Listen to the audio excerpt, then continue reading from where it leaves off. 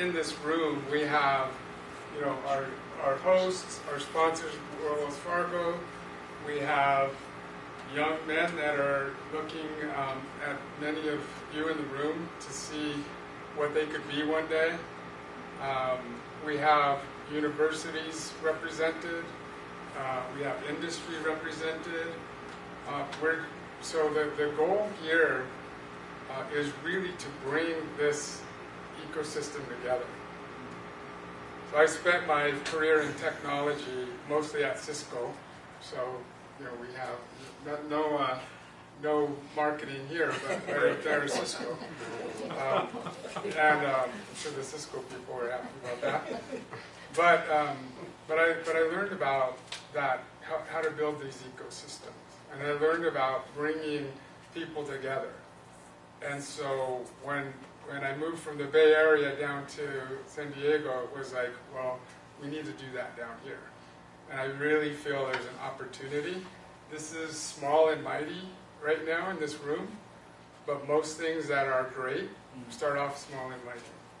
So that's what I wanted to kick off today. I do want to say one more thing is that this is actually a full circle moment for me, because when I was just turning 18, I walked in the halls of those buildings that are adjacent to here. So I went to boot camp right here in Naval Training Center, Recruit Training Center, San Diego. So as I look across and I see these buildings, it means a lot. And it means a lot that we're here, we're celebrating this and doing this here at, in this venue. So with that, I want to bring up my panelists. The Rocky rock star here, Bruce Rice. Can you? That's I wonder where this picture came from. 15 years ago when I said yes to my wife. I don't look like that anymore, but you know, it's okay. I'll take it. Jeffrey Rosales, can you come up? Yeah. By the way, can you give us 20 push-ups because you were late? That's not a big deal.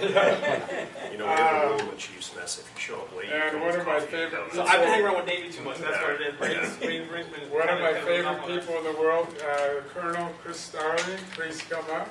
Yeah. And Jeffrey Vargas, my new best friend. So I won't give your background here. I'll let you do that. But I think it's always really important to start with why.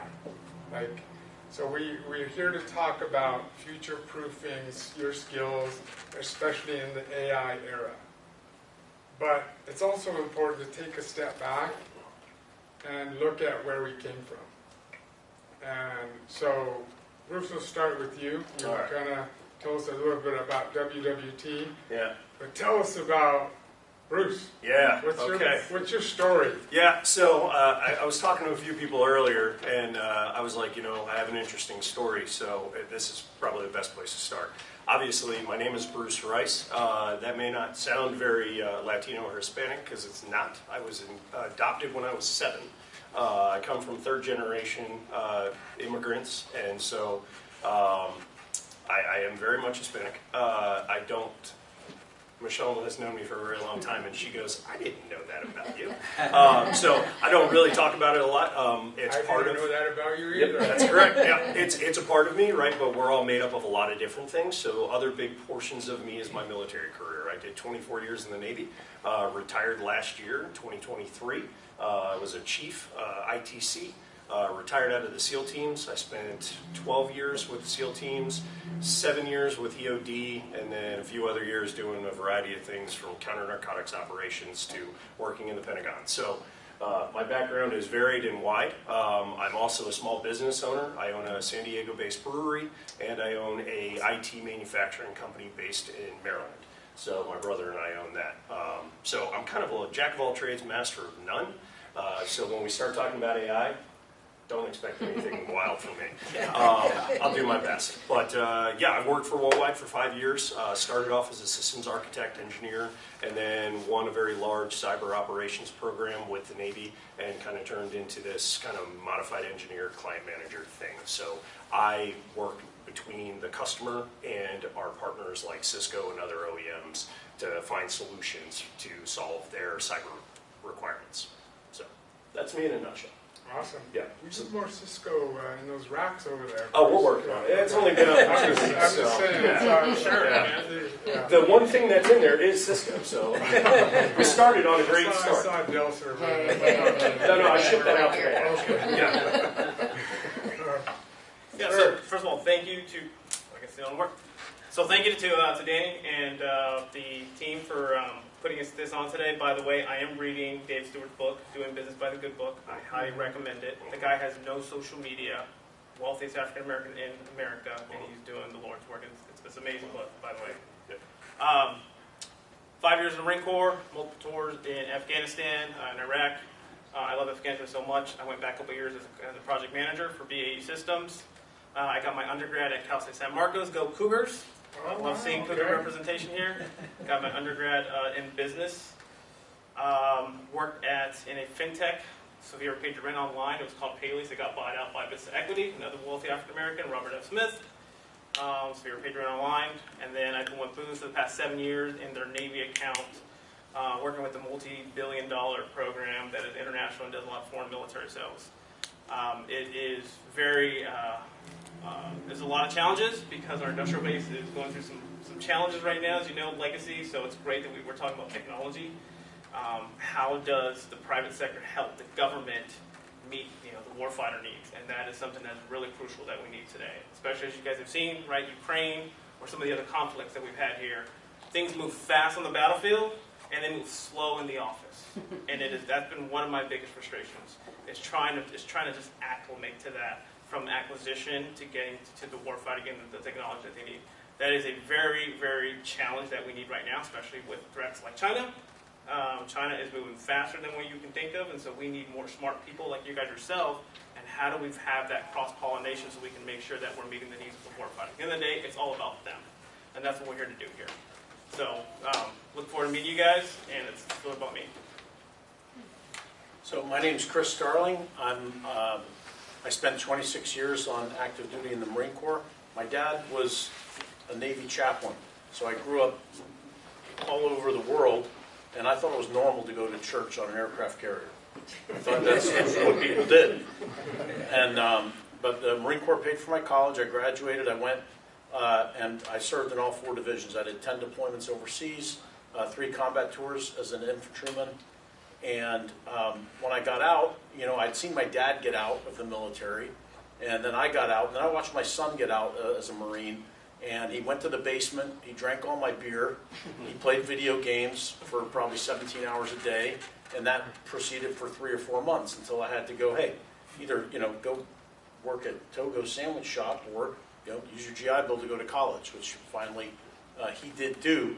But since I got out of the Marines, I went back to my comfort zone, and that is this area of transition of what happens. And I was fortunate enough to land at NPower California. I ran NPower California training veterans and young adults for about 4 years. And my boss was cool enough to allow us to, that's what I call the pound of cure, serving a veteran, somebody who's out. So the ounce of prevention is getting them before they get out. And so I said, what if we have a skill bridge program where I can go get approved by Department of Defense to work with people who are still in uniform 6 months before they get out, get them certified, and then place them into good, well-paying jobs. Because financial health is related to mental health, et cetera, et cetera. So I was allowed to start that in 2023. My first cohort was 11 people.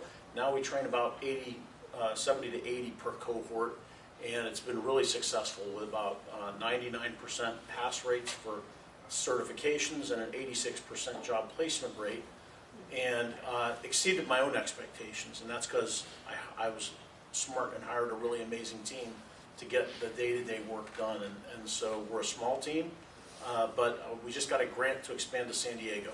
So one of the reasons I'm here is I'm hiring some people, and we're going to plant the flag here, and hopefully you'll see more of us as people leave active duty. And we don't have a big marketing budget. I just go to the TAP classes. I walk around and, and I tell my people who graduate from my class to do free advertising for me. That's my marketing plan. Pretty good, huh? Resourceful Marine. So, right there. yeah, happy to be here. Just real 30 seconds on NPower. Yeah, so NPower is a nonprofit based out of New York. We're in 14 different regions, and most of NPower serves a mixture of veterans and young adults. And we take them on a pathway to prosperity. And I really like that model because you put veterans in class with young adults, and the young kid from inner city Oakland meeting a veteran who's maybe from San Jose, and they're in the same class together, they have a lot to learn from one another, right? About what is really going on in our inner city, and hey, as a veteran, I'm a leader. I need to build a little fire team and help these kids get up out of where they are in a poverty cycle. So veterans and young adults is a really great thing because you can harness that natural leadership. So NPower's been around for about 20 years, and we're creating pathways to prosperity by launching tech careers. And that happens at multiple levels of certification and abilities, but it's putting people into careers where they can make a living wage and live the American dream. Great. Generationology. So. If you can say it without taking a breath, you're doing well. Yeah. All right. Someone asked me the other day, they said, how'd you come up with that name? I said, I wouldn't have come up with that name because I can't even say it sometimes. But I lead a company called Generationology. My name is Jeff Vargas, CEO of the company.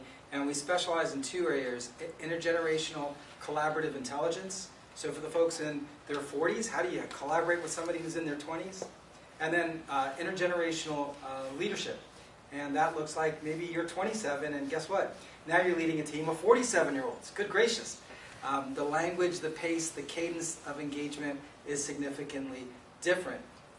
We have a bunch of different clients from West Point, working with cadets and faculty, the FBI, to mom and pop shops.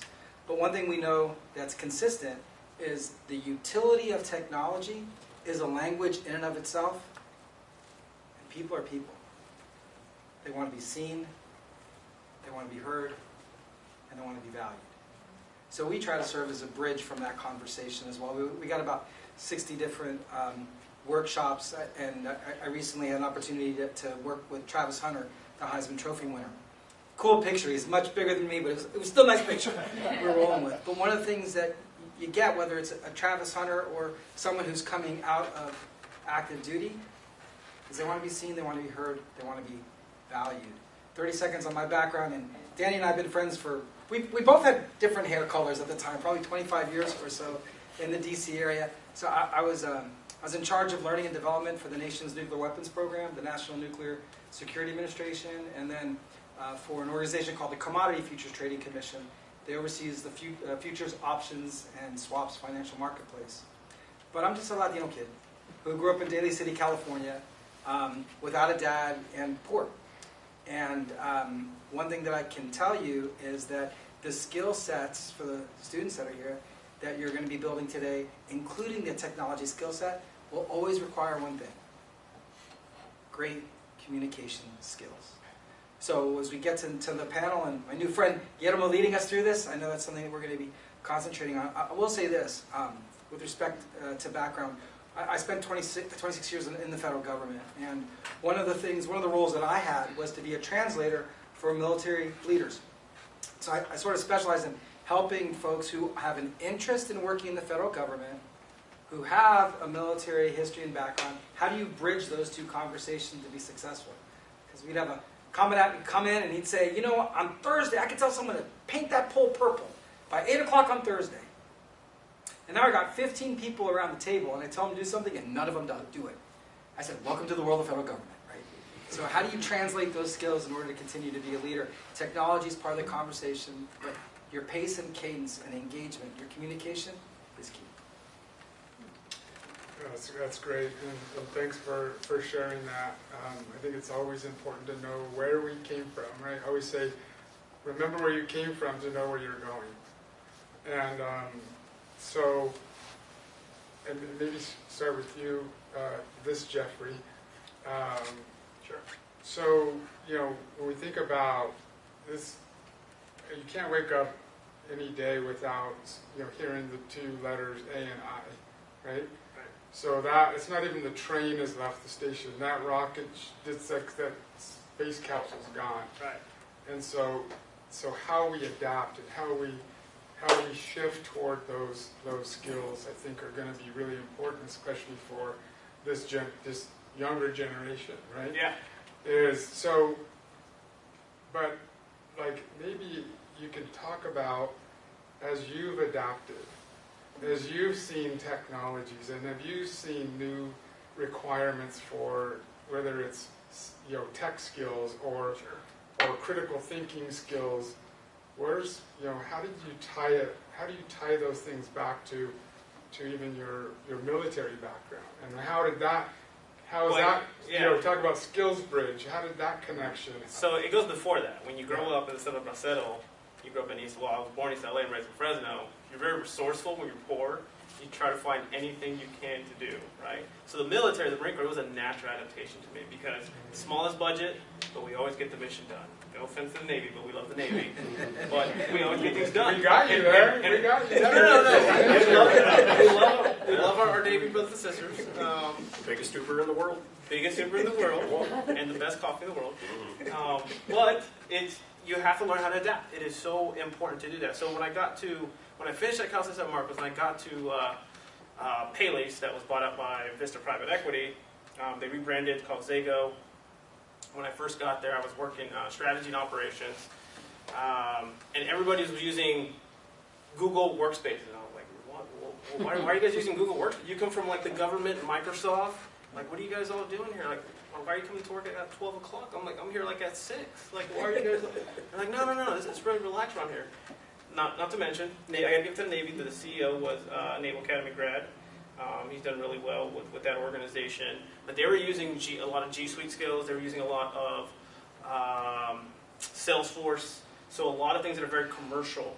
And, you either sink or swim into those environments. So you go into it. So what I did is I just watched a lot of YouTube videos. I taught myself a lot of analytics. I had no idea what analytics was at the time. And I taught myself. Self-taught. And then you adapt. Okay, so our biggest clients are, HOAs, property management companies, but you learn how to look at data and look at business and how does that affect strategic decisions of the company, right? And so, I just went in. And then when I got to Booz, I brought those commercial skills because Booz also works with the government, and the government's pretty behind on quite a bit of things. And there was a lot of resistance. They hated me. They're like, what are you doing here? Like, you should not be, we should not be your client. Like, what are you doing? They hate change. The government hates change. And unfortunately, I was telling them for like a couple of years now, and an executive order came out earlier this year. Now they got to adapt. Now they have to adapt. If not, they're not going to have, jobs, or they're not going to have funding. And so I think it's having a mindset, a kind of a life or death mindset. And so the way I look at things now, especially from the military, and what I do now is, if I don't perform, if I don't use the right skills, will that Marine, sailor, airman, or soldier be able to have the right technology tomorrow? And who knows? They may or may not. There's really outdated technology. And so I think learning AI is really important. I have to admit, I got into the GPT landscape, like I think, a couple months ago, until I saw this guy has the app, and he's like, trying to give me pointers on how to use it. It's really important, but I think you need to have a mindset, because it's just a tool. At the end of the day, it's a tool. And if you don't know how to use the tool to achieve or solve a problem, then what's the point of the tool? It's a tool. That's the way I see it. So if you know how to use a tool, then use it right. But I mean, don't let it use you. You use the tool. In that perspective, right? So, a couple other examples is, on a deployment, and this is what I'm telling you. So, it got to the point where I was on one deployment in Afghanistan. The pilots, they used to use these outdated maps. You remember those maps that they used to use in the cockpit? It got to the point where we had this one Marine general where he was like, I can't do this anymore. He ended up going commercial, bought like 20 iPads. And, the government was like, you can't do that. He's like, I don't care. My pilots need to be able to see the troops and support the troops. And he did that. And that was the most innovative thing ever, because I was like, wow, if we can do more of that on the battlefield, I think that is amazing. And then the Army, the same thing. When I was working as a project manager for EOD, for Gyro time, what they would do is they would have what's called the REF, Rapid Equipment Force. They would have an office in the battlefield, and they would get technology that's probably not too mature enough, but at least they do it, and then they go and test it in the battlefield. And so that's how they're doing to move fast. So, it's a mindset shift. It's a mindset shift. Like, really, you have to learn how to adapt. And so that's what I would say to that. Awesome. Colonel, for you, is, you have a lot of stories for yourself, but you're like one of the best storytellers about, like, those that come through your program. I mean, you have, like, story after story. Like, how do you, like, take your experiences, think about AI, think about tech, think about putting them into these generational wealth kinds of jobs? I mean, I don't know of a better storyteller than you, and I think you probably have like 3 or 4 stories. Well, what the question is, where do you learn AI? Where do you get your AI knowledge, especially if you're over 50? What are you even thinking about? AI, that could mean a lot of things to us. But artificial intelligence, I kind of consider it as augmented intelligence. And where do I learn about AI? Quite honestly, my son. He has a computer science degree, and I've made it a fun thing that he shows me what he learned to get his computer science degree around AI. And now, if I'm hiring somebody, I don't hire somebody to ask them, what AI platform do you use? And how often do you use it? And how does it influence your personal and your professional life? That's how important it is. Because we all grew up being 1X employees. Showed up to work, got some coffee, got to write this paper, got to do this thing, have some more coffee, talk to somebody at the water cooler, go back. That's over, right? You now need to be a 10X employee in the future. You need to come in harnessing a whole bunch of tools that you talked about, right? And I'm talking about the big, like, Home Depot set of tools that's, got everything in it, except I can just say one word and the tool goes into action by itself. And that's what AI is. And, watching videos. I love watching YouTube videos now of, like, how AI is being used. There's a guy just moves into his house. So he goes to ChatGPT, which I use because my son taught me how to use it. And I do all kinds of stuff with that. I don't even want to tell my boss. Is somebody filming? Anyway, so I go in there, and he goes in. He's like, I just moved to this apartment. I hate going shopping. I got this big, shopping center nearby. I need to get some. What are my essentials I need to get for my apartment? And here's who I am, and here's what I do. I like backpacking. I like nature. I like doing these things. And I just got to start from scratch. And so he types all this in, and his search is really detailed. And it comes back, it's like, okay, you live by the Midland Mall, you're going to take the number 4 bus, you're going to get over there, and you're going to start by going to REI, because REI has backpacks, and all the crap you're going to buy has got to fit in that backpack, so you can bring it back without having a bunch of paper bags you're going to break on the way home. So then from there, you can go to one Pier 1 Imports, you're going to go, and it lays out the most ergonomic way to spend the least of doggone time in a friggin' mall, which we can all relate to, that you have to. And you go through, you start at REI, get all this stuff, and then you get home. Now, 2 years ago, that did not exist. You can go to ChatGPT and get an idea of something, but to tell you to buy the backpack first, like, this is like leaps and bounds of things. And if we can understand that, 3 years from now, it's going to be even more. This stuff is understanding the human brain, and it's understanding personalities, and it's understanding emotions to some degree that's a little bit scary. But if you can't get on board with that as a worker, and you're not a 10X employee when you show up, you're going to get left behind. Just like people who said, I like flint and steel, I don't want matches. It's eventually you're going to get left behind, right? The technology is moving in terms of candlelight and electricity and everything else. So I feel like even I have to be a 10X employee now. It's not good enough to come in and do what I did for X number of years. And as you talked about on the battlefield, that is playing itself out with one drone operator operating 30 drones and giving them basic guidance and typing it in, and those things are going. And we are not there yet. And we're watching what's going on in Ukraine. We're behind. And I hope we got smart guys in the Pentagon, like, figuring all that out. And, every military member should know how to launch a drone to do whatever it's going to do. So that's my story and answer. I hope that was short enough. I just want to see your Chris AI or digital twin. Yeah, well, real quick, my first time using ChatGPT, I was writing a speech for Memorial Day, and I had to speak right after Nancy Pelosi, so it was important for me to be able to upstage her with a better story somehow. so I found out the most famous people buried in this cemetery at the Presidio, and one was a woman named Paula Cushman. Paula Cushman was a spy for the Union, but she'd grown up in Louisiana, so she could blend in with the Southerners. And she would go down there, she would map out the readouts and the different logistics trails, and she would come back and give that to the Union commanders. And sometimes she dressed like a guy to go and sneak into things or whatever. She was an actress, and she knew how to shoot, she knew how to paddle a canoe. She was amazing.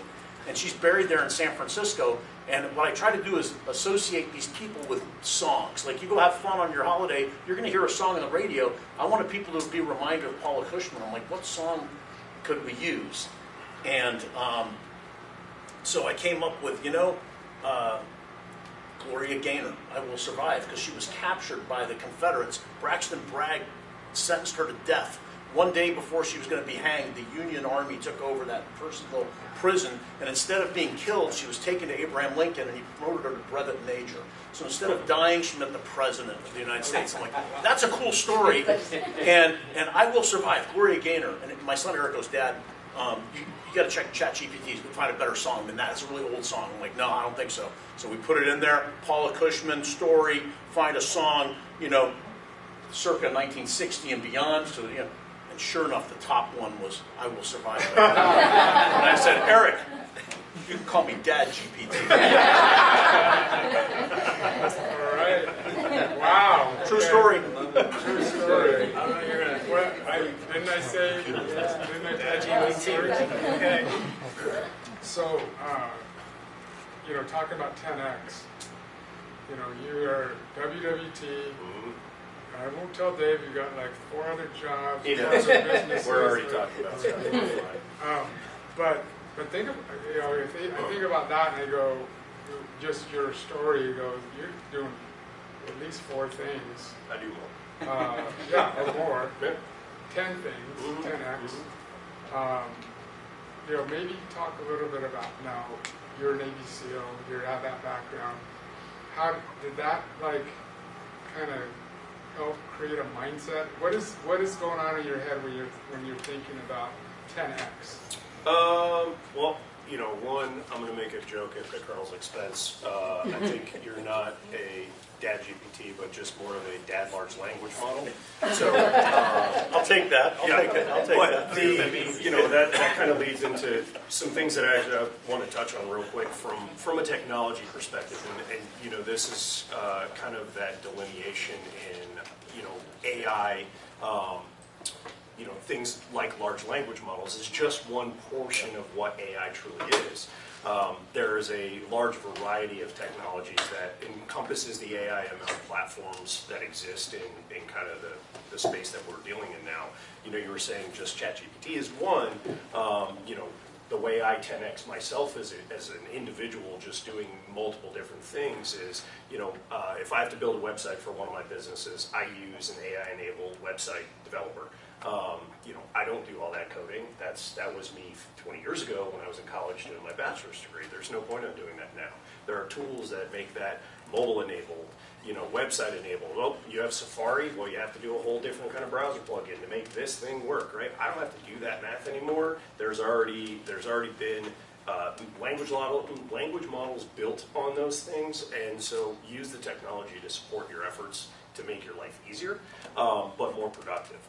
So from the position of, how do I handle doing so many things and just kind of my background, no, I just think that's just me as a personality. I don't know where it comes from. I always drive to do more. When you ask my wife, she's like, are you ever going to not do 10 things? And I'm like, no. I take on projects all the time for other people when I have 10 of my own. Kind of going back a little bit from the education standpoint, talking about transitioning with veterans, I occasionally actually teach at a small vocational college out in East County, and the whole purpose of it is veterans and underprivileged in the community, we try to bring them into tech and healthcare jobs. And so it's really imperative right now to start incorporating those types of really what seem like advanced technologies into kind of your baseline education.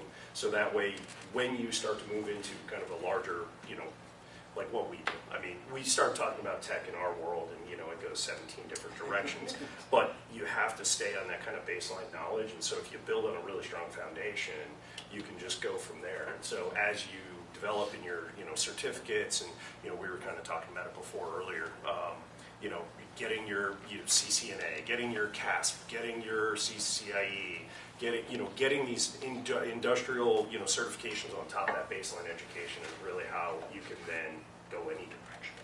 So, and all of that is, going to be supported by AI, and also we have to take care of it, right? So you can't just let it go and do its own thing. Otherwise, it will develop its own little mind. So, yeah. Terminator? Potentially. Yeah. Well, no, I don't think it'll ever get, well, I won't say ever, but I think where we're at right now, we're pretty safe. Skynet. Yeah, Skynet's possible. So, Jeffrey Vargas, we've been talking a lot about AI, the tech piece. When we think about that, we often go right to the technology piece, the tools, like you were talking about. But one of the things you said earlier was around, what I call the C's, right? The critical thinking, the communication, the connections, the collaboration, those kinds of things, and then how do we do that across the various generations? How do you do that across, you got, like we talked about in this room, you got educators, you got students, you got industry, you have, generationologies. Is like, that's still very important, and it's going to be even more important as we go through this era, right? Yeah, no question. And just sort of building off the Colonel story a bit, one of our clients is White Sands Missile Range and Wismar, and what they do, if you're not familiar with them, is they build weaponry for the warfighter, and they have their own AI mesh, about 15 different AI tools that they're now able to utilize to help mitigate the time factor and also precision when they're testing. So let's say you're testing a new radar system and you want to see what it's going to do under certain different conditions. Well, you had to simulate those conditions. And now with AI, what would take them, maybe 2 weeks can take them 2 hours. So there's a big bifurcation of all that knowledge.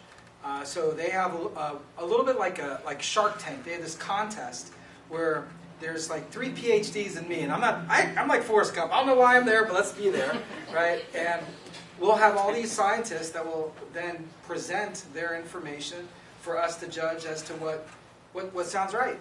Well, the first year that we did it, the presentations were horrible. And the reason why I can say that with confidence is because you had folks who were not paying attention to how they were translating the data. And so what my job was is after that, is they said, hey Jeff, can you teach a course on taking AI information and then making it actionable for senior leaders? So that's what we did. In the process of developing and designing that course, one of the things we found out was, just take a wild guess, how many GPTs do you think are available right now? And Bruce, you were alluding to that a little bit, right? How many? Just a wild guess, somebody. Give me a number. 500. 500. 1,000.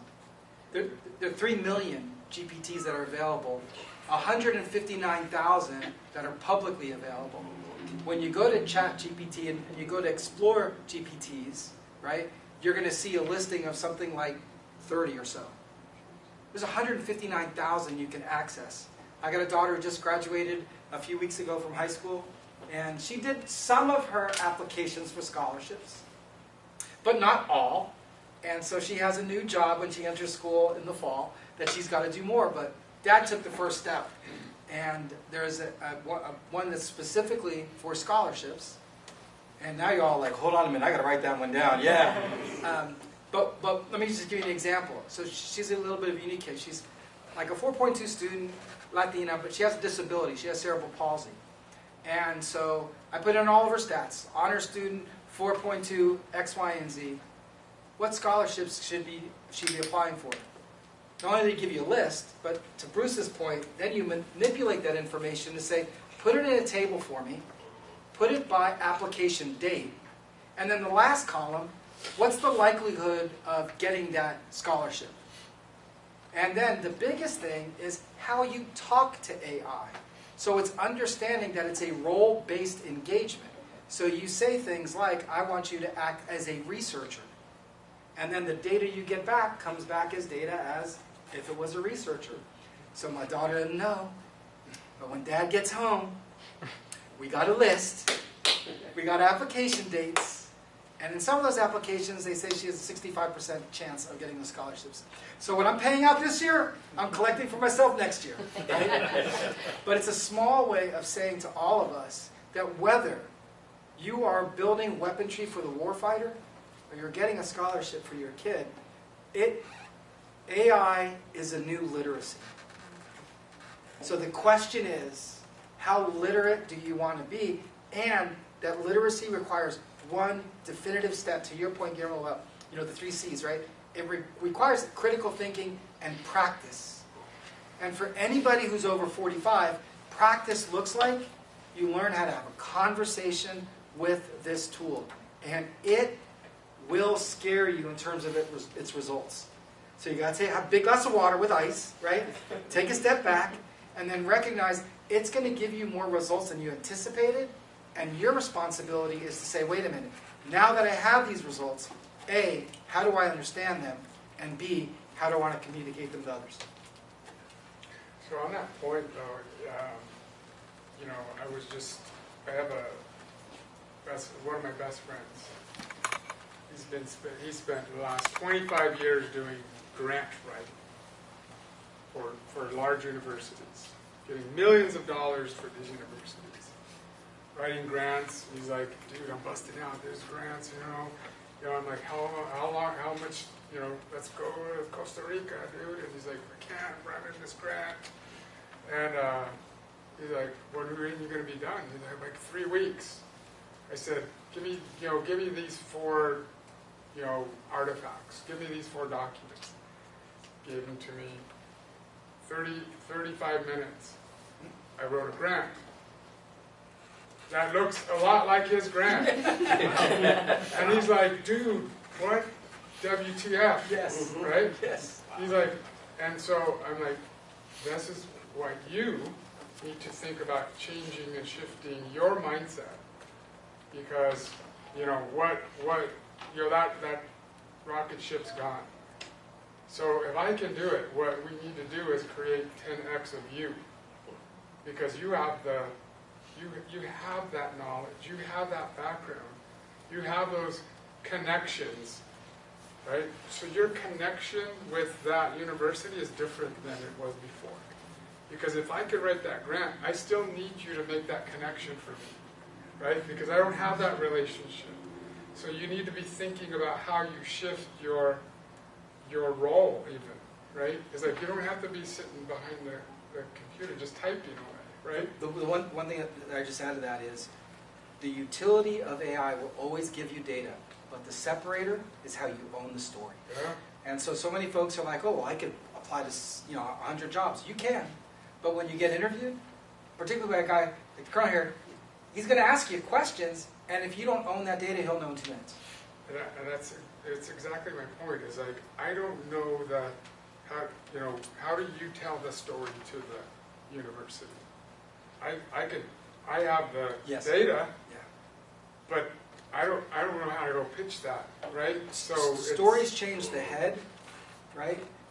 Stories change the heart, data changes the head. Yeah. So when you think about how you're marrying the two, now you've created the capacity for influence, but it's how much do you lean into one or the other, and that's some of the specialized knowledge. But you got to recognize that data changes the head and stories change the heart. So I know we're having a good conversation here, but I want to shift all the things that we just talked about, but in the context of what you've learned, and then how do you then go to this young man, Jorge, and go, hey, this is what you need to be thinking about. This is, so he's looking at you going, okay, these are all the things that they've learned. how do I make a decision? You know, all these things coming at me. So it's really about the power of guidance and mentorship, and you know, how do you help somebody get through all of this? You know, and there's so much going on in the world right now. Every day there's so many things that are coming at me, whether it's through the administration or through AI or through just general stuff I have to get through. Like, how do I manage all that? You know, let's start with you. Yeah, so actually this one's really interesting for me. So a corporation I worked for almost a decade, it's called Vistage. They're a C-level peer executive firm. So their whole job and existence in the world is to train C-level executives to be better at their role. And for those who don't know, CEO, CFO, CIO, COO, those types of roles. One of the problems those people have is it's often hard to connect with your peers. And when you do connect with your peers, generally it is in an environment in which, like the military, you're all in the same thing. Well, sometimes that creates an echo chamber. And that echo chamber is not healthy for growth. So most corporate people who are involved in things like peer advisory and mentorship specifically will look outside of the environment that they work in. So if they're in healthcare, they're going to go to a finance CEO and say, what are some challenges in your world that you're struggling with? How do you handle them? And then how do I take that back to my corporation and learn from it? Same thing in the military. You know, you have senior leaders who go to each other to discuss problems, right? And I know definitely at the 05, 06 level do it. You know, the chief's mess, we do it. Senior leaders in the Marine Corps, they do it too. You apply that across the stream of life. You know, I have mentors still to this day that are at my level, below my level, above my level of where I expect to be. And I think as long as you continue to do that and spread that mentorship down as well as up, I think you'll be successful in then finding the people that'll help guide you to where you want to go. What's your view on that? So one of the things that I did when I was at Booz, I chaired their veteran business research group and also chaired their Latino business research group. And the reason why I did that is I think access to people is more important than access to a tool.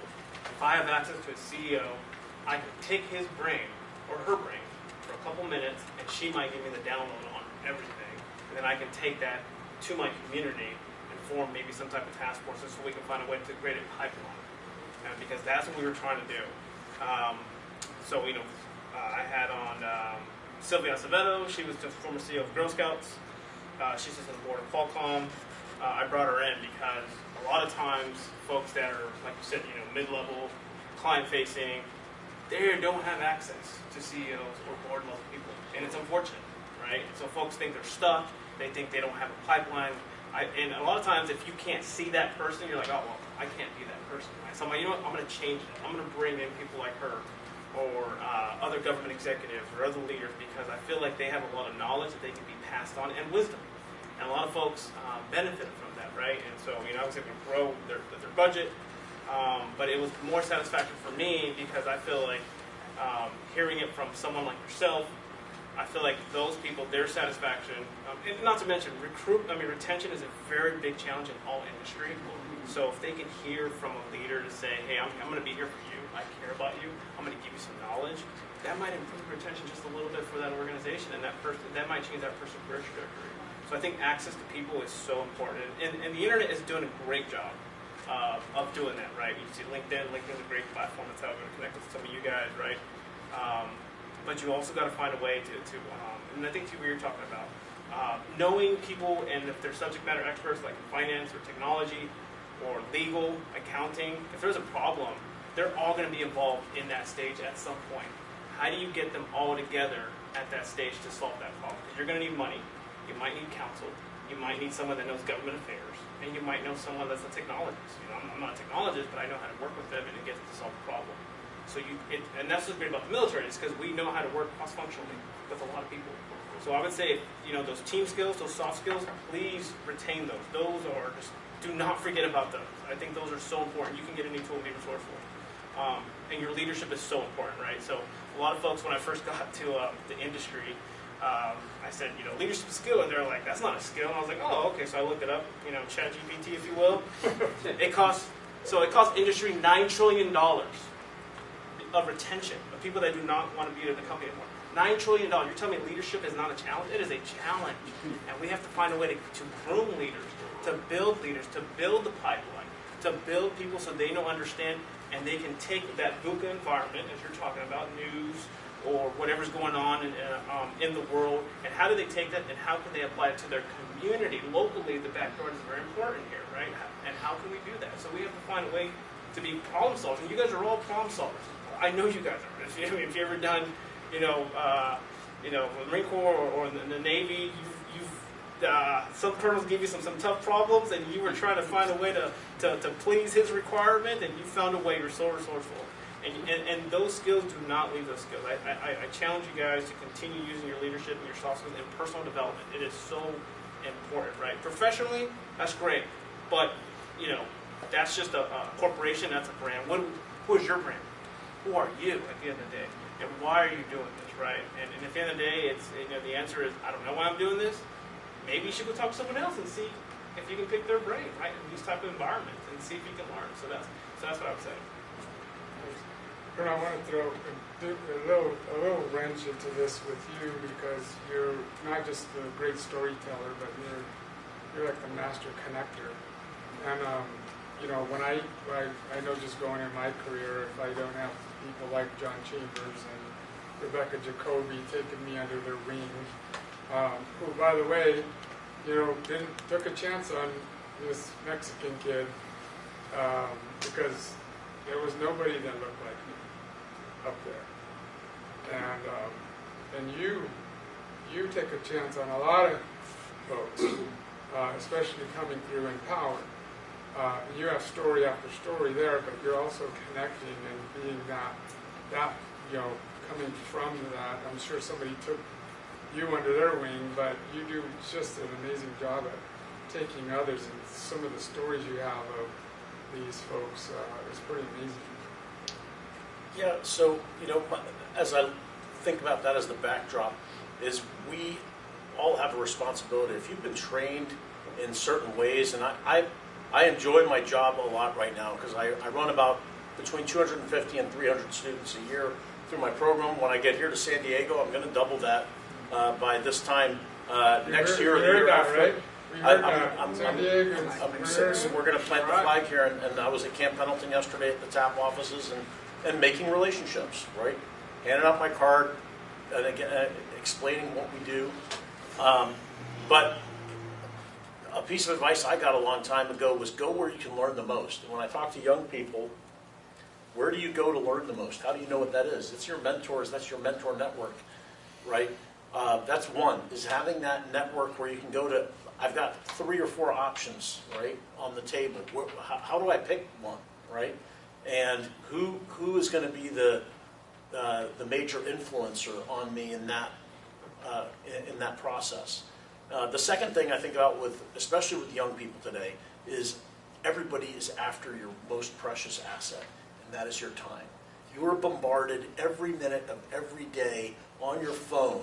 If you happen to turn on a TV, but people want your time.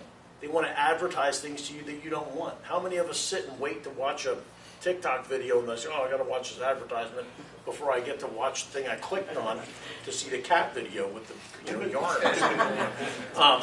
So value your time, utilize your time wisely. Have your network, have your mentors, and I used to have a policy that I would not link in with somebody unless they were senior to me and could somehow help me.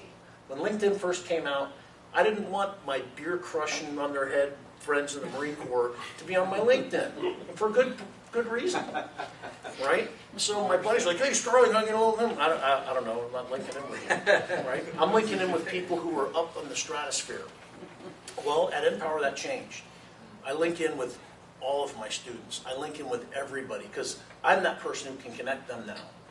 And when my students come through the class, I don't just link in with them. I make them earn a certificate. But once you've earned one of the 3 certificates, then I will link in with you. So I'm making a challenge for them. It's not a gimme. You're not going to get my network just because you're here. You have to earn it. And so I add the little bit of challenge in there for them. So it's your time, it's your network, and it's pushing yourself. It's having that challenge. And if you aren't so set to push yourself, somebody else needs to push you, and that's okay. Right? I've been in times when I could push myself. I've been in other times where I needed to take the formal class. I couldn't do the self-paced Khan Academy, whatever the thing is. I need to go get in a class. So get as much training as you can. The military was awesome. Besides jumping out of airplanes and going to heavy machine gun school and counter-drug intelligence course, man, I volunteered for every school I could get to. And I loved those things. I loved those schools where a structured environment. I functioned well in beer those. can smashing. You know, I never got to that one. That was not formal. We don't talk about So that's my thing. Value your time, build your network, use your network, get your formal training, and that will stand you in good stead with the challenges that are lying ahead. And that's what I tell my students as well. All right. Just if anybody has any questions, get ready. I'll come back to that. So let's throw another C in there, community, and how we build that. Maybe say some about that, and then how you think about the generations, right? Yeah, no, great question. On the community side of the house, so while I was in government, kind of like Bruce, I would take on other jobs. And there was an organization, it was called the Hispanic College Fund, and now that's part of the Hispanic Scholarship Fund. But they did a study in Washington, D.C., where I was living at the time. They looked at 13 counties and said, in those 13 counties, what's the average number between a high school counselor and the Latino population? And it was for every 1,000 Latino students, there was a counselor available for them. Horrific. So we said, well, kind of like taking the hill, what are we going to do about it? So we created something called the Hispanic Youth Symposium, a 3-day, 4-night leadership development program that emphasized character, that emphasized career, and that emphasized community. And fourth is college. And this builds on the Colonel's point. We had a network, we had mentors, we knew lots of folks. So we invited them to be a part of it. One of the greatest gifts you can give people in terms of your connectability is an invitation. Hey, I'd love for you to join me doing A, B, or C. Why is that? Because it's authentic and it's sincere. And what do people want? They want to participate in it. Anyway, we had this crazy idea. Quick story. We thought our first year we'd get 25 kids at one college. We got 67 at Marymount University. By year 6, we had 9,000 kids on 13 campuses. And we got a bunch of all kinds of folks to support it. Why? Because we asked the kids, you got to put some skin in this game. It was $10. You know it didn't cost $10, right? But we had corporate sponsors who wanted to say, we want to do something to help the community. And I think to Jeff's point, too much is given, much is required, right? So in terms of mentorship, the one thing I'd say is really, I think, critical is let curiosity be part of your conversation. Be curious about other people. Be curious about their careers. Be curious about their struggles. And when they tell you something, listen, process, thank them, and think about a way to follow up and connect. Because at the end of the day, people want to help if you invite them and you create an easy road for them.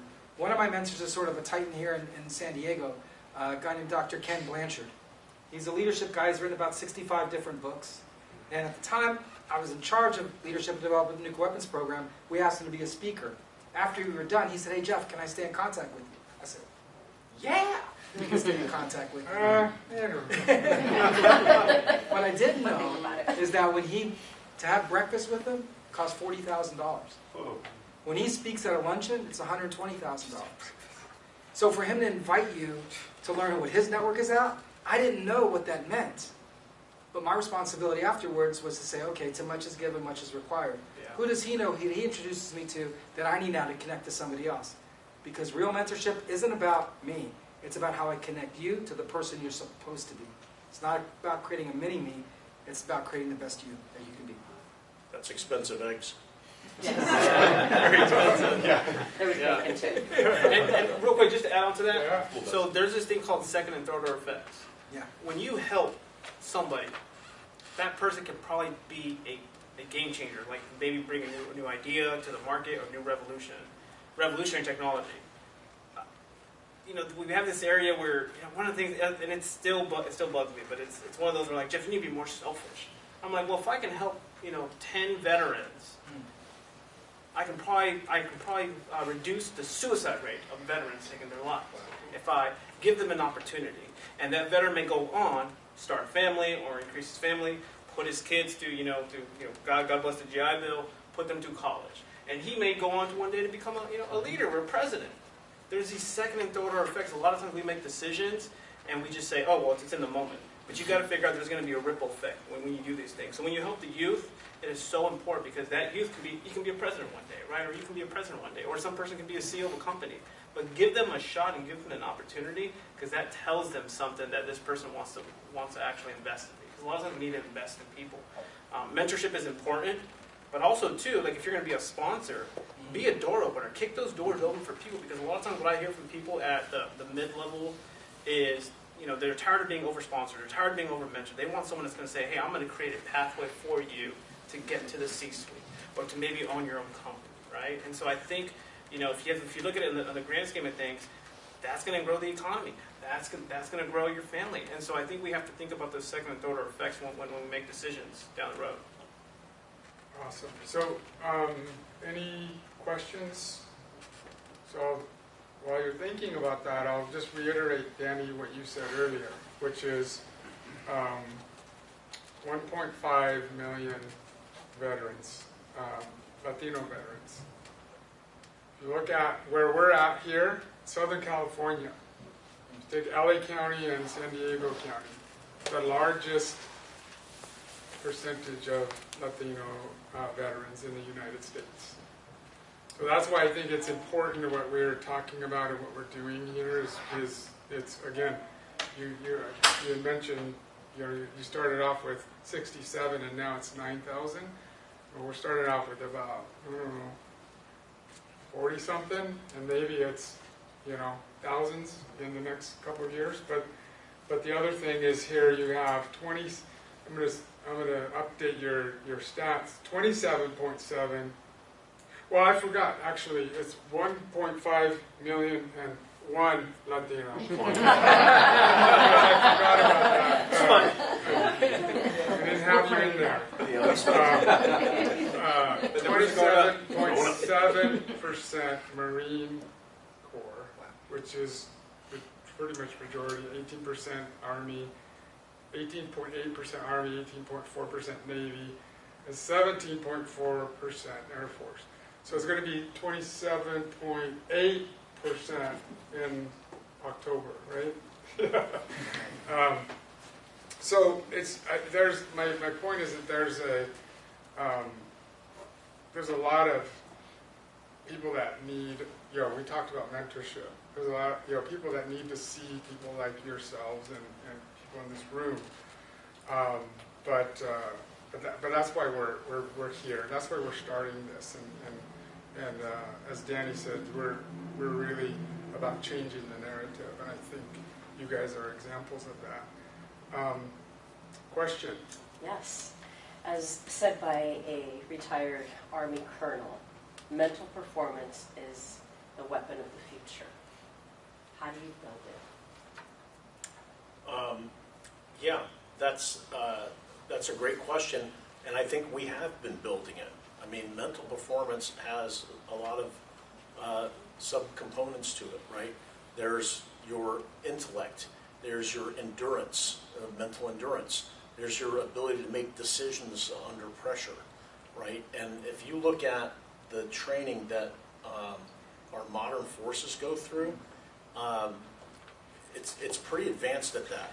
I remember when I went through the infantry officer course, I mean, we went on these long marches with the weapons and ammo and everything else. When I started getting lieutenants into my unit, they did these map drills. One guy would be riding a stationary bike to exhaustion. Another guy was doing push-ups, and the other guy was having to do a protractor problem, to do a call for fire, to put rounds on exactly the right target from a distance and declination standpoint, and then they would switch positions. And the guy on the bike was just getting worn out, but the guy who was doing the problem, there was one of the instructors had a boxing glove and was punching him. while he was trying to do his math problems and get his stuff, right?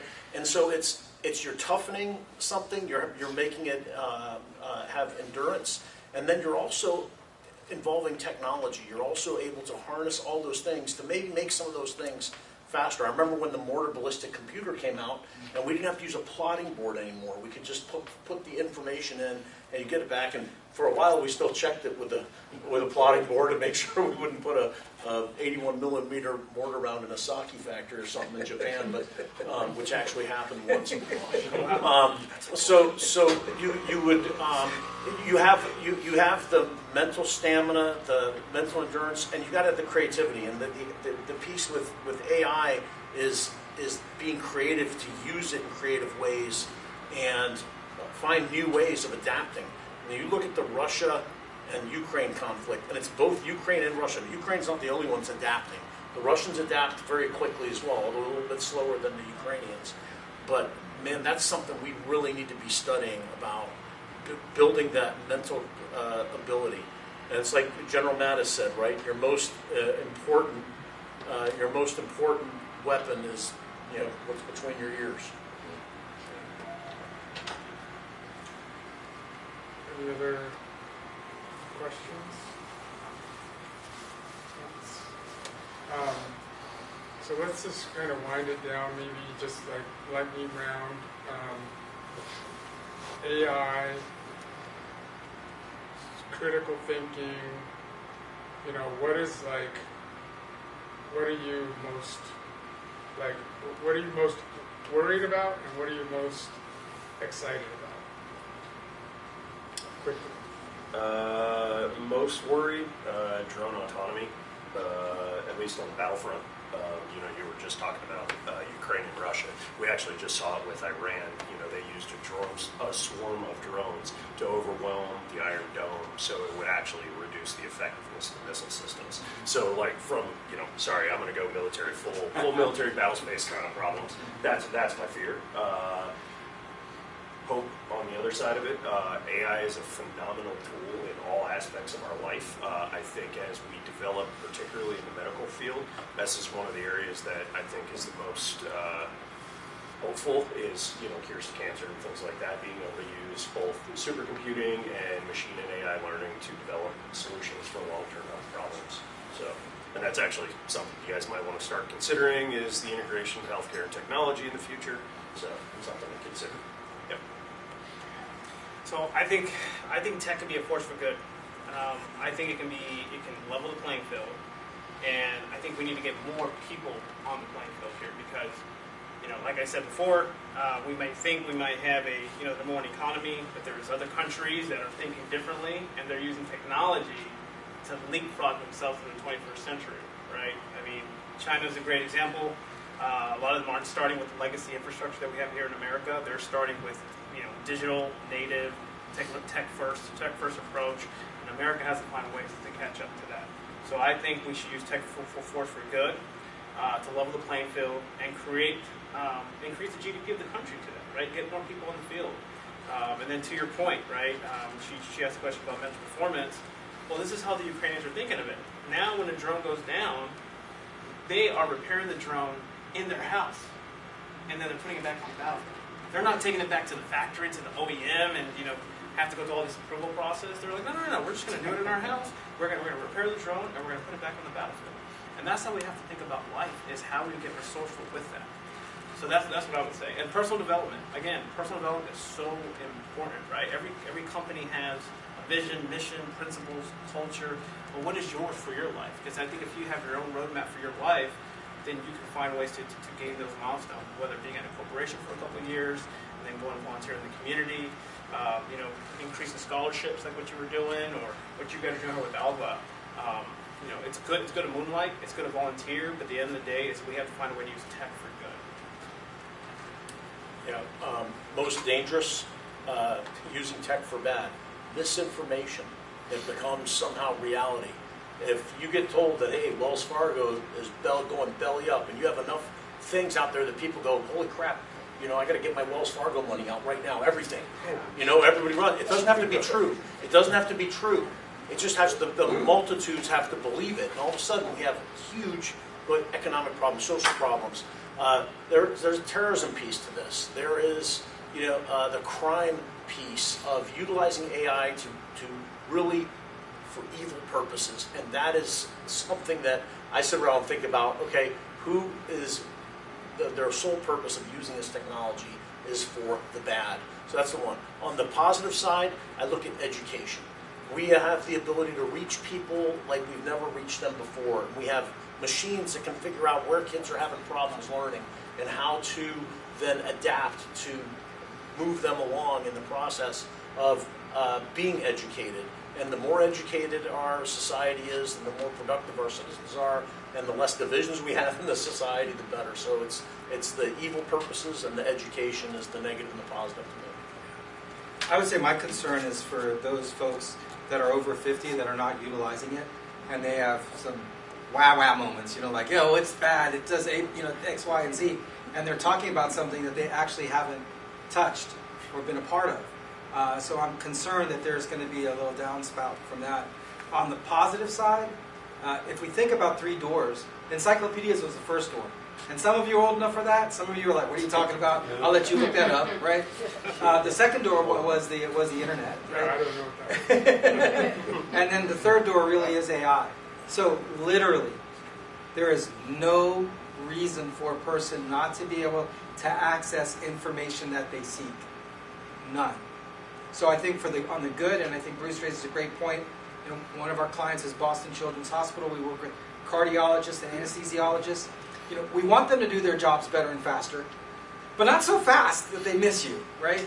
So the other part that I'd say, the hybrid also, is just the human aspect of it. We got to remember that one of the things that we talked about at White Sands Missile Range is a term called hallucination. And ChatGPT sometimes hallucinates. It's another way for saying making stuff up. And so one of the things that you have to be able to do, and concerns me, is how do you validate what you suspect is a hallucination? I lived in D.C. 30 years. I was fooling around. I was on ChatGPT and I asked it where to get somewhere. I knew it was wrong. So after it gave me the answer, I said, hey, you're wrong. You know what it said? You're absolutely right. But what if I was a tourist and I did jump on the metro in the wrong place, right? So the idea is, it's information, it's data, but your life still starts with the head and ends with the heart. Awesome. Well, this has been awesome. And I hope you all, you got something, what I walk away with is, that's gone. I mean, get on a GPT, get on the tool, learn it, do something with it. But also, don't forget the C's, right? Don't forget the communication. Having real conversation. Don't forget about the connections that you have to make. Don't forget about the community that we have to build. And hopefully that is what we're starting here. And I appreciate you all spending the time and sharing your knowledge with us. So Danny, I think we're ready for a break. Yep. So we want to make sure we're back here in 10.